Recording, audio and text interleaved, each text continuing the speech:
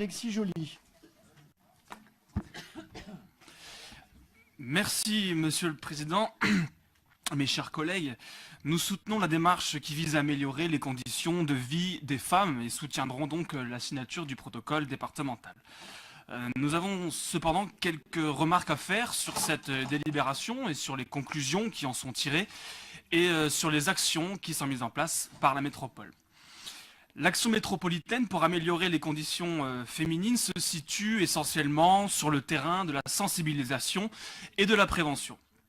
Pour résumer, il s'agit de réunir les associations autour d'une table pour aller informer les populations, notamment les jeunes, qu'il faut se comporter comme il faut avec les femmes.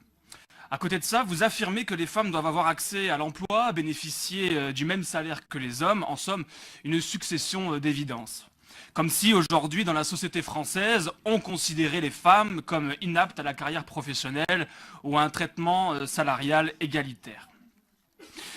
Une fois n'est pas coutume, ce protocole départemental évoque plus largement les violences faites aux femmes en pointant à juste titre certaines causes et permettant donc de proposer des solutions efficaces.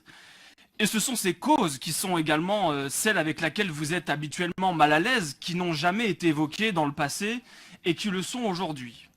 Si les quartiers deviennent de plus en plus invivables pour les femmes, c'est également en raison de la montée du fondamentalisme islamiste. Ce protocole départemental a le courage de dénoncer des traditions archaïques et barbares telles que la mutilation génitale ou le mariage forcé qui concerne certes des femmes, mais dont certains hommes n'ont pas d'autre choix par tradition d'accepter un mariage forcé ou même simplement arrangé. Dans des quartiers métropolitains, la loi de la République ne s'applique plus. Les femmes ne peuvent plus se rendre dans les cafés, dans les commerces et parfois ne peuvent même plus sortir si elles ne sont pas accompagnées d'un homme. Et ces pratiques sont étrangères à la France. Elles n'y ont jamais existé, ils n'y seront jamais les bienvenus, que ce soit au nom de la charia pour ceux qui les imposent ou au nom du multiculturalisme et du vivre ensemble pour ceux qui les laissent se développer. Jamais les femmes n'ont été à ce point opprimées dans ce pays et sur ce continent et qu'il soit bien entendu qu'elles ne le seront jamais.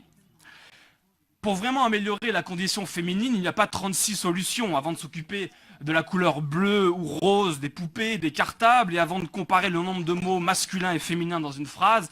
Il faut apprendre aux enfants et aux jeunes à respecter les femmes par l'éducation parentale, punir ceux qui s'en prennent à elles pour dissuader les autres de passer à l'acte. Et combattre évidemment fermement ces intrusions culturelles étrangères et néfastes qui sont une insulte à notre mode de vie.